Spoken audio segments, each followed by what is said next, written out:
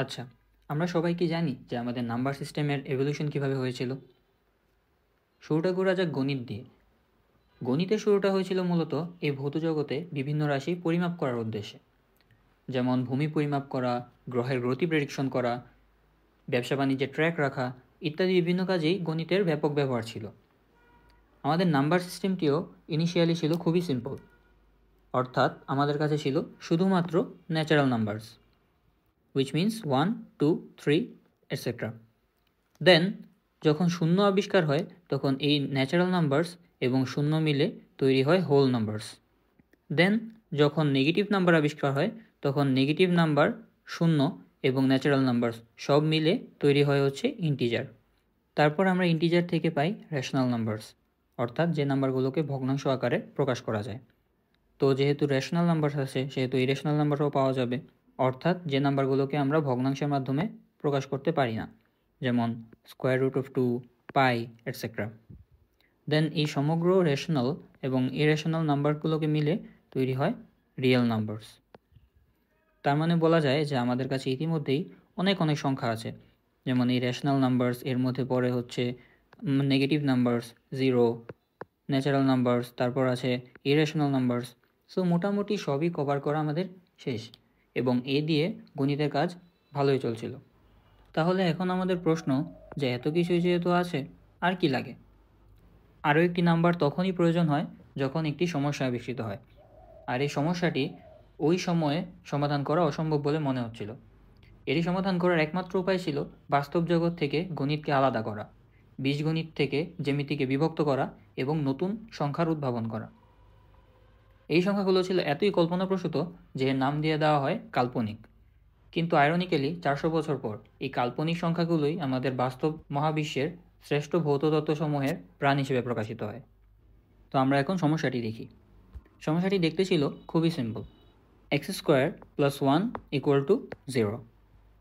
এটি একটি দ্বিঘাত সমীকরণ, এবং ততদিনে বিজ্ঞানীরা দ্বিঘাত সমীকরণ সমাধান করার পদ্ধতি আবিষ্কার করে ফেলেছিলেন।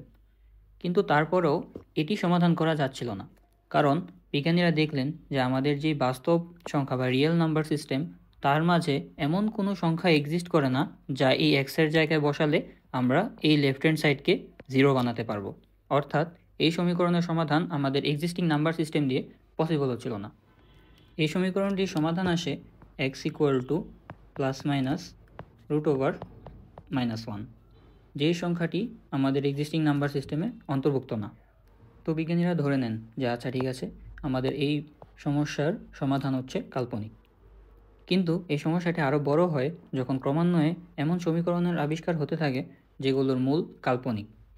তাই এখন বিজ্ঞানীদের পক্ষে এই সংখ্যাটিকে অবহেলা করার কোনো সুযোগ ছিল না, এবং এই সংখ্যাটির গুরুত্ব বুঝতে পেরে বিজ্ঞানী অয়লার এই সংখ্যাটিকে আই দ্বারা ডিনোট করেন, যা গ্রিক লেটার আয়োটা থেকে নেওয়া। এই আই চুজ করা হয়েছিল কারণ এটি ইংলিশ ইমাজিনারি ওয়ার্ডের ফার্স্ট লেটার। আর এভাবেই আই আবিষ্কারের মাধ্যমে একটি নতুন নাম্বার সিস্টেমের জন্ম হয়, যাকে বলা হয় কমপ্লেক্স নাম্বার। একটি কমপ্লেক্স নাম্বারের দুটো পার্ট থাকে, একটি হচ্ছে তার রিয়েল পার্ট এবং একটি থাকে তার ইমাজিনারি পার্ট। অর্থাৎ কোনো কমপ্লেক্স নাম্বারকে আমরা যদি জেড দিয়ে প্রকাশ করি, তাহলে এই জেডের রিয়েল পার্ট হবে এ এবং ইমাজিনারি পার্ট হবে বি। অর্থাৎ একটি কমপ্লেক্স নাম্বার একটি রিয়েল এবং একটি ইমাজিনারি নাম্বারের সমন্বয়ে গঠিত। তাহলে এখন যদি আমরা আপডেটেড নাম্বার সিস্টেমটার দিকে তাকাই, দেখব যে আমাদের এই সমগ্র রিয়েল নাম্বার এবং সমগ্র ইমাজিনারি নাম্বার অর্থাৎ আইযুক্ত নাম্বার সব মিলেই গঠন করে আমাদের কমপ্লেক্স নাম্বার। তো এতক্ষণ আমরা জানলাম আমাদের নাম্বার সিস্টেমের এভলিউশনের মাধ্যমে কিভাবে কমপ্লেক্স নাম্বারটি আমাদের নাম্বার সিস্টেমে ইনক্লুড হয়। এখন আমরা এই যে ইমাজিনারি নাম্বার অর্থাৎ আই এর কিছু প্রপার্টি দেখব। সবার প্রথমেই আমরা জানি আই = (1) এবং একে যদি স্কোয়ার করি তাহলে ডেফিনেটলি রুটটা উঠে যাবে এবং আমাদের কাছে থাকবে -1। দেন আমরা যদি আইকে কিউব করি তাহলে এর রেজাল্ট হবে -i। কীভাবে? কারণ আই কিউবকে আমরা লিখতে পারি i² × i, এবং i² এর ভ্যালু -1, সো আমাদের রেজাল্ট হচ্ছে -i। তারপর i⁴ একে আমরা লিখতে পারি i² × i², অর্থাৎ আলটিমেটলি রেজাল্ট হয় 1। তারপর অনেক ইম্পর্টেন্ট একটি প্রপার্টি হচ্ছে আই এর ক্রমিক ঘাতসমূহের যোগফল হয় হচ্ছে 0, অর্থাৎ i⁻1, i⁻2, i⁻3, i⁻4 এই 4টা যদি আমি যোগ করি, যেগুলো ঘাতগুলো হচ্ছে ক্রমিক সংখ্যা, তাহলে আমরা পাবো হচ্ছে 0। তারপর i−1কে লেখা যায় 1/i, এবং আইকে অর্থাৎ ইমাজিনারি নাম্বারকে আমরা কখনো হর হিসেবে রাখি না। সো আমরা যদি হর থেকে ইমাজিনারি নাম্বারটা রিমুভ করতে চাই, তাহলে আমাদের উপরে নিচে আই দিয়ে গুণ দিতে হবে। তাহলে নিচে থাকবে i², যার ভ্যালু হচ্ছে -1, এবং উপরে থাকবে i। তাহলে i ইনভার্সের রেজাল্ট আলটিমেটলি হয় হচ্ছে -i। তো আমরা i এর প্রপার্টিগুলো দেখলাম। এখন আমরা ছোট একটা ম্যাথ করব।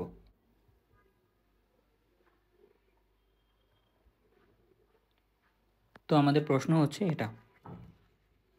আমি সাজেস্ট করব যাদের জটিল সংখ্যা অন্তত পক্ষে একবারও পড়া আছে, তারা এই ভিডিওটি পজ করে অঙ্কটি একবার ট্রাই করো। আর যারা এখনও পর্যন্ত পড়োনি, তারা আমার সাথে কন্টিনিউ করতে পারো।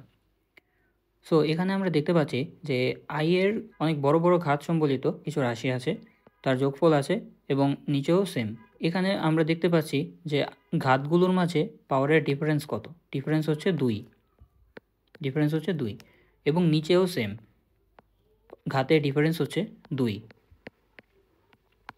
তো যেহেতু ডিফারেন্স হচ্ছে 2, তাহলে আমরা ক্রমিক নাম্বারের যে প্রপার্টিটা আছে, অর্থাৎ এই যে এই জিরোর প্রপার্টিটা, এটা আমরা ইউজ করতে পারছি না, কারণ আমাদের 1, 2, 3, 4 অর্থাৎ এরকম ক্রমিক নাম্বার নেই। আমাদের যে গ্যাপ আছে তা হচ্ছে 2 করে। তো এটা সলভ করতে হলে এখন আমার অন্য বুদ্ধি ইউজ করতে হবে।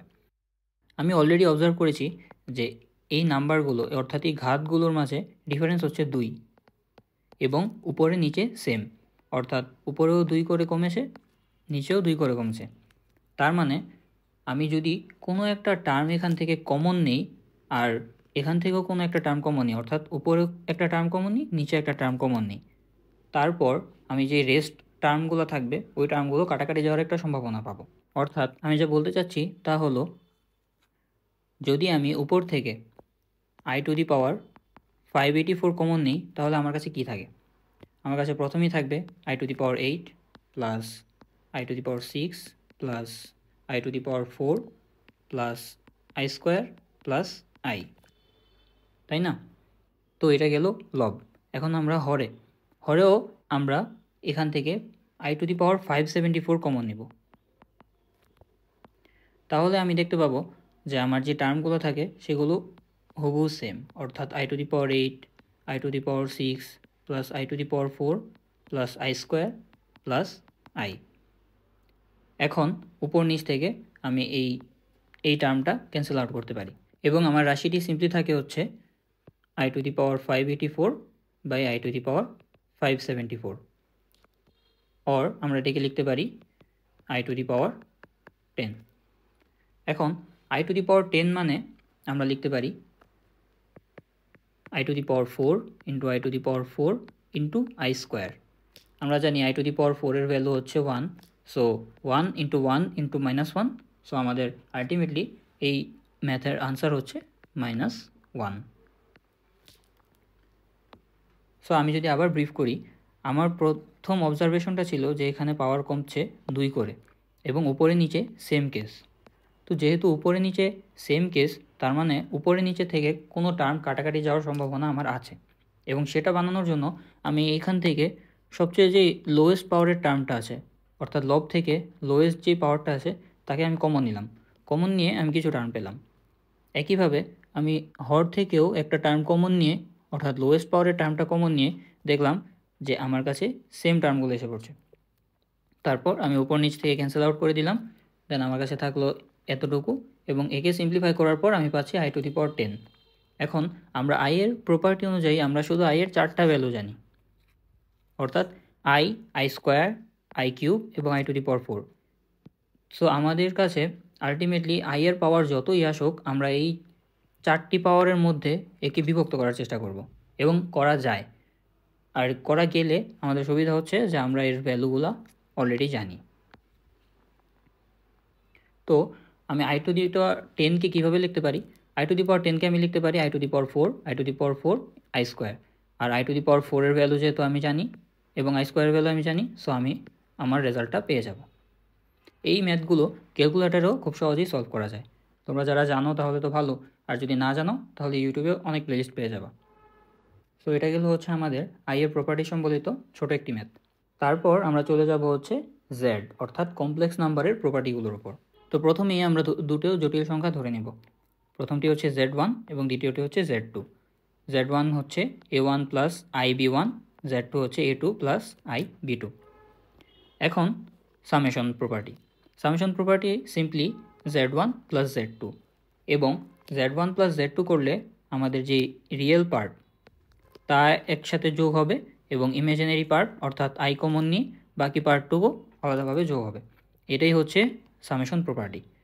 আমরা রিয়েল পার্টের সাথে ইমাজিনারি পার্ট যোগ করতে পারবো না, আমাদের অবশ্যই রিয়েল পার্ট একসাথে যোগ করতে হবে বা বিয়োগ করতে হবে, যা আমরা সাবট্রাকশন প্রপার্টিতেও দেখতে পাচ্ছি যে Z1 মাইনাস Z2 এটা করলে আমরা শুধু রিয়েল পার্টটি বিয়োগ করছি এবং ইমাজিনারি পার্টটিও বিয়োগ করছি, কিন্তু আমরা কখনোই রিয়েল পার্ট থেকে ইমাজিনারি নাম্বার যোগ বা বিয়োগ করতে পারবো না। তারপর আসে হচ্ছে মাল্টিপ্লিকেশন প্রপার্টি অর্থাৎ Z1 ইন্টু Z2। সো আমরা যদি Z1 ইন্টু Z2 করি তাহলে আমাদের কাছে কী থাকবে, A1 ইন্টু A2, দেন আমাদের কাছে থাকবে হচ্ছে I into B1 into I into B2, অর্থাৎ এই I মিলে হয়ে যাবে হচ্ছে I স্কোয়ার, মানে হচ্ছে -1। তার মানে আমাদের থাকবে হচ্ছে B1 B2, এর আগে থাকবে minus, A1 A2 minus B1 B2। এটা ছিল হচ্ছে আমার রিয়েল পার্ট। দেন আমার ইমাজিনারি পার্টের ক্ষেত্রে কী হবে, A1 ইন্টু IB2 এবং A2 ইন্টু IB1 এবং I কমন হিসেবে বাইরে লেখা হলো। তো এটা হচ্ছে আমার মাল্টিপ্লিকেশন প্রপার্টি। ডিভিশন প্রপার্টির ক্ষেত্রে প্রথমেই আমাদের হরের অনুবন্ধী রাশি অর্থাৎ কমপ্লেক্স পোর্শনের আগের চিহ্নটি চেঞ্জ করে যে চিহ্নটি হয় সেটা, অর্থাৎ এখানে প্লাস আছে, এখানে আমার মাইনাস, এটা হচ্ছে আমার এই হরের কনজুগেট রাশি। সো এই কনজুগেট রাশি দিয়ে এই লব এবং হরকে গুণ করতে হয়। তো গুণ আমরা কেন করি, কারণ আমরা একটু আগেই বলেছিলাম যে আমরা আইকে হর হিসেবে রাখি না। সো এটা যদি আমরা করি তাহলে এখানে I ইন্টু I হয়ে I স্কোয়ার হয়ে যাবে এবং নিচে আলটিমেটলি কোনো আইযুক্ত টার্ম থাকবে না। তো আমরা যখন এভাবে গুণ করি তখন এটা রেজাল্টটা আলটিমেটলি হয় হচ্ছে উপরে থাকে এরকম এবং নিচে হয় হচ্ছে A plus B into A minus B এর formula. So A square plus B square, এখানে I আর I মিলে হচ্ছে I স্কোয়ার, যার ভ্যালু হচ্ছে -1, সো এখানে হয়ে যায় প্লাস বি স্কোয়ার। এখন আমরা যদি এই পোর্শনটা আলাদা করি তাহলে এটা থাকবে হচ্ছে এখানে, এটা হচ্ছে রিয়েল পোর্শন কারণ এখানে কোনো আই নেই। এরপর হচ্ছে আই যুক্ত টার্ম, এই আই যুক্ত টার্মটা যদি আমরা আলাদা করি এটা হচ্ছে ইমাজিনারি পার্ট। এতক্ষণে হয়তো অনেকে নোটিস করেছো, তাও বলে দিচ্ছি যে আই কিন্তু ইমাজিনারি পার্টের মধ্যে পড়ে না। বেসিক্যালি আইয়ের সাথে যা গৌণ আকারে থাকে সেটাকে আমরা বলি হচ্ছে জেড এর ইমাজিনারি পার্ট।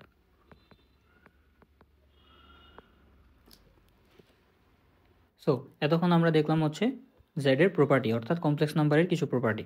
তো আমরা এই রিলেটেডও একটা ছোটো ম্যাথ করে আসি। আমি আবারও সাজেস্ট করব যারা পারো তারা এই ম্যাথটি ভিডিওটি এখনই পজ করে সলভ করো, আর যারা পারো না তারা আমার সাথে কন্টিনিউ করতে পারো। প্রশ্নটিতে বলা হয়েছে যে এক্স এবং ওয়াইয়ের রিয়েল ভ্যালুগুলো বের করো, যার জন্য এই সমীকরণটি left hand side equal to right hand side হবে।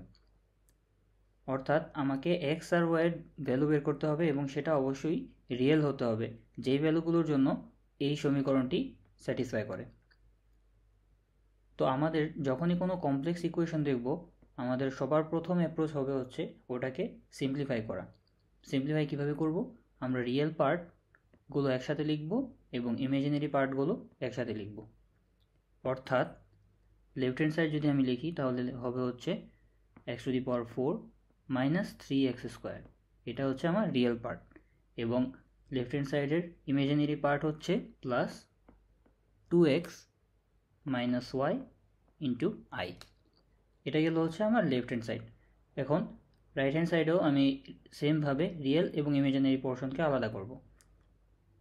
তো আমি যদি আলাদা করি তাহলে আমি এখানে পাচ্ছি হচ্ছে 4, যেটা হচ্ছে real part, plus 2y minus 5 into I, যেটা হচ্ছে আমার ইমাজিনারি পার্ট। এখন আমি সমীকরণটির এক সাইডে একটি রিয়েল পার্ট, একটি ইমাজিনারি পার্ট এবং অপর সাইডেও একটি রিয়েল পার্ট, একটি ইমাজিনারি পার্ট পাচ্ছি। তো আমি কি বলতে পারি না যে এই রিয়েল পার্টটা যেটা এটা সলভ করলেই আমার এটা আসা উচিত। একইভাবে লেফট হ্যান্ড সাইডের যে ইমাজিনারি পোর্শন তা সলভ করলেও এটা আসা উচিত। অর্থাৎ আমি এই সমীকরণ থেকে রিয়েল পোর্শন এবং ইমাজিনারি পোর্শন সমীকৃত করতে পারি। কারণটা তো খুবই সিম্পল, তাই না? এখানে যেটা রিয়েল সেই রিয়েল থেকেই তো রাইট হ্যান্ড সাইডের রিয়েল পার্টটা আসবে। সো আমি লিখতে পারি x⁴ - 3x² = 4।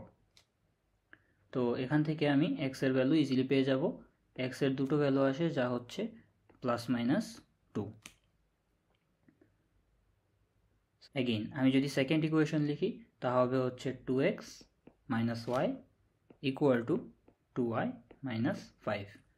সো এক্সের ভ্যালু একটা একটা করে ইনপুট দিয়ে, অর্থাৎ একবার +2 একবার -2 যদি ইনপুট দেয় তাহলে আমি এখান থেকে y এর ভ্যালু পাবো হচ্ছে x = 2 এর জন্য y = 3 and x = -2 এর জন্য y = 1/3, যা হচ্ছে আমাদের কাঙ্ক্ষিত আনসার।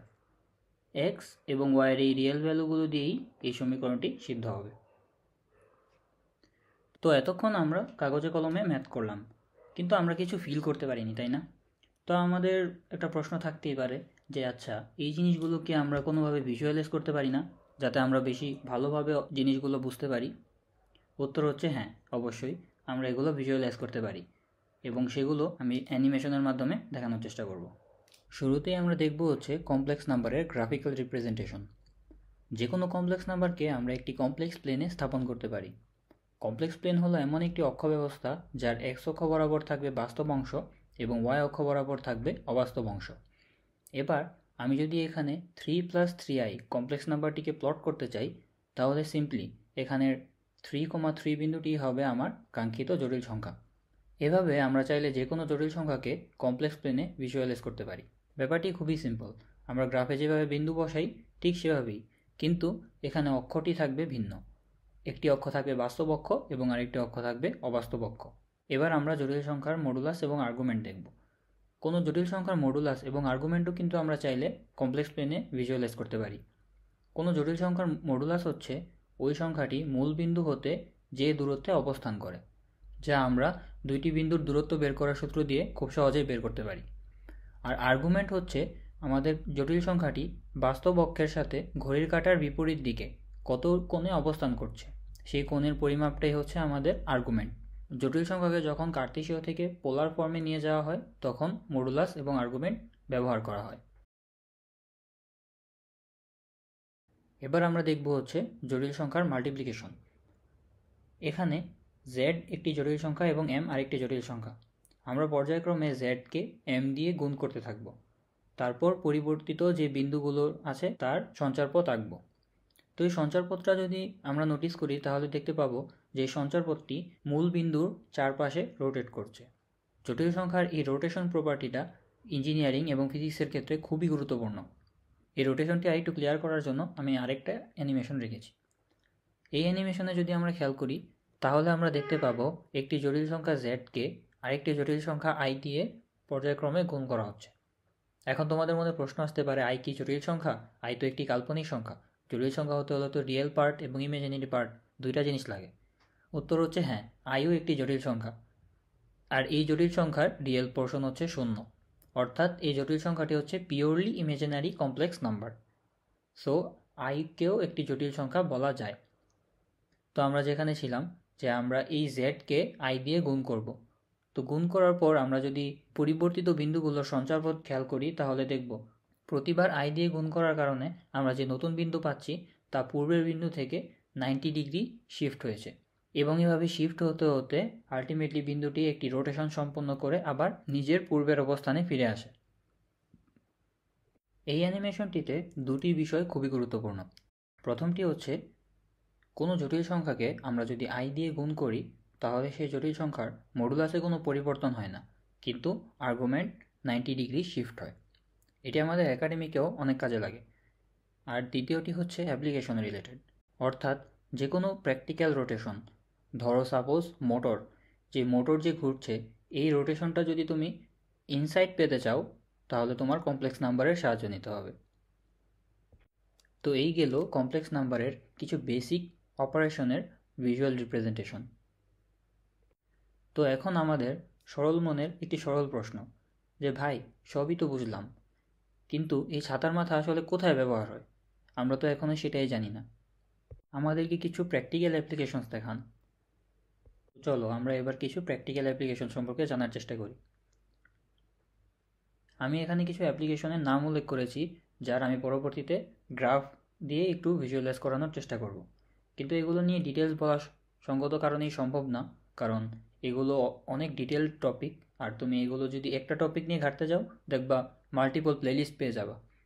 সো আমি যতটুকু সম্ভব ধারণা নেওয়ার জন্য দেখানোর চেষ্টা করব। প্রথমেই আসে হচ্ছে ইলেকট্রিক্যাল ইঞ্জিনিয়ারিং।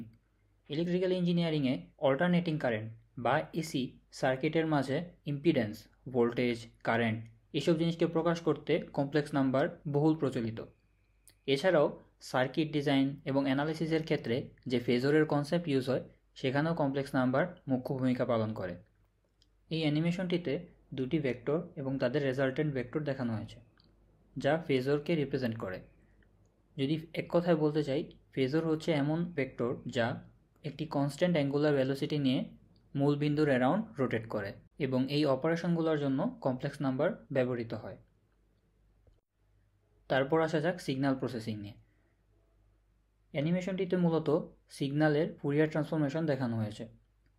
ফুরিয়ার ট্রান্সফরমেশন হচ্ছে এমন একটি পদ্ধতি যার মাধ্যমে আমরা সিগন্যালকে ফ্রিকোয়েন্সিতে ব্রেকডাউন করতে পারি, আর এই ফুরিয়ার ট্রান্সফরমেশনের জন্য কমপ্লেক্স নাম্বার অনেক ইম্পর্টেন্ট রোল প্লে করে। এছাড়াও audio processing, image compression and telecommunications সহ যেসব জায়গায় সিগন্যাল প্রসেস করার প্রয়োজন হয় সেখানেই কমপ্লেক্স নাম্বারের ব্যাপক ব্যবহার রয়েছে। এরপর আসে হচ্ছে কন্ট্রোল সিস্টেমস। এরোপ্লেন থেকে শুরু করে রোবোটিক্স পর্যন্ত সব ধরনের সিস্টেম ডিজাইন করার ক্ষেত্রে কমপ্লেক্স নাম্বার অনেক ইম্পর্টেন্ট রোল প্লে করে। কোনো সিস্টেমের স্টেবিলিটি অ্যানালাইসিস ডিপেন্ড করে হচ্ছে কমপ্লেক্স প্লেনে জিরোস এবং পোলস প্লট করার উপর। জিরোস এবং পোলস হচ্ছে কমপ্লেক্স ফাংশনের বিষয়, আর কমপ্লেক্স ফাংশন আমাদের এইচএসসি সিলেবাসে নেই, সো এটা নিয়ে আমি আর সামনে যাচ্ছি না। আমি শুধু এটা জানাতে চাচ্ছি যে যে কোনো ধরনের সিস্টেম ডিজাইন করতে কমপ্লেক্স নাম্বার অনেক বেশি ইউজ হয়। তারপর আসা যাক ফিজিক্সে। কোয়ান্টাম মেকানিক্স ওয়েভ ফাংশনকে ব্যাখ্যা করার জন্য পুরোপুরিভাবে কমপ্লেক্স নাম্বারের উপর নির্ভরশীল, যা আমরা ইকুয়েশনটির দিকে তাকালেও দেখতে পাচ্ছি যে ইকুয়েশনটিতেই imaginary number included. Wave function ব্যবহৃত হয় অ্যাটমিক লেভেলে পার্টিকেলের বিহেভিয়ার প্রেডিক্ট করার জন্য। তারপর আসে হচ্ছে কম্পিউটার গ্রাফিক্স। আমরা একটু আগেই বলেছি যে কমপ্লেক্স নাম্বারের অন্যতম গুরুত্বপূর্ণ প্রপার্টি হচ্ছে রোটেশন, আর এই রোটেশন এবং স্কেলিংকে কাজে লাগিয়ে 2D 3D অ্যানিমেশন এবং গেম ডেভেলপমেন্ট অনেক সহজ বানানো হয়েছে। যেমন এই অ্যানিমেশনটিতেই আমরা দেখতে পাচ্ছি যে কমপ্লেক্স নাম্বারকে ম্যানিপুলেট করে আমরা কিভাবে বিভিন্ন ধরনের শেপ বানাতে পারি। এই কনসেপ্টটি আমাদের কম্পিউটার গ্রাফিক্সে শেপ বানানোর ক্ষেত্রে কাজে লাগানো হয়। তো এগুলোই ছিল কমপ্লেক্স নাম্বারের রিয়েল লাইফ অ্যাপ্লিকেশন নিয়ে ছোট্ট ভিজুয়ালাইজেশন। তো এত কিছু দেখে তোমরা নিশ্চয়ই এতক্ষণে বুঝতে পেরেছ যে কাল্পনিক সংখ্যা শুধুমাত্র কাল্পনিক জগতেই সীমাবদ্ধ না, এটি আমাদের বাস্তবতার অবিচ্ছেদ্য একটি অংশ হয়ে দাঁড়িয়েছে। যে কাল্পনিক সংখ্যাগুলো আবিষ্কার করা হয়েছিল মূলত সমীকরণ সমাধানের স্বার্থে, সেগুলো এখন আমাদের বাস্তবতার বর্ণনায় অপরিহার্য। একমাত্র বাস্তবতার সাথে গণিতের সম্পর্ক ছিন্ন করার মাধ্যমেই আমরা ইউনিভার্সের প্রকৃত রহস্যসমূহ উদ্ঘাটন করতে পারি। এই পর্যায়ে আমার তোমাদের জন্য একটি ছোট্ট সাজেশন থাকবে, স্পেশালি সায়েন্সের সাবজেক্টগুলোর উদ্দেশ্যে, যে তোমরা যখনই কিছু পড়বা তখন এমনভাবে পড়ো না যে এই জিনিসটা আমার পড়তে হবে সেজন্য আমি পড়তেছি। যদি তুমি এমনভাবে চিন্তা করো তাহলে দেখবা জিনিসগুলো তোমার কাছে কমপ্লেক্স লাগবে। কিন্তু তুমি যদি এই জিনিসটা নিয়ে আরেকটু ঘাটাঘাটি করো এবং জানার চেষ্টা করো তাহলে দেখবা একটা সময় তুমি এই জিনিসটা নিয়ে জেনুইন ইন্টারেস্ট ফিল করতেছো। আর যখন তুমি কোনো জিনিসের প্রতি জেনুইন ইন্টারেস্ট ফিল করতে পারবা তখন ওই জিনিসটা এফোর্টলেস হয়ে যাবে, অর্থাৎ ওই জিনিসটা তোমার কাছে সহজ লাগা শুরু করবে। তো এই তো আমার আজকের ভিডিও এই পর্যন্তই। যারা এতক্ষণ সাথে ছিলে তাদেরকে অনেক অনেক ধন্যবাদ জানিয়ে আমি শেষ করছি। আসসালামু আলাইকুম ওয়া রাহমাতুল্লাহি ওয়া বারাকাতুহু।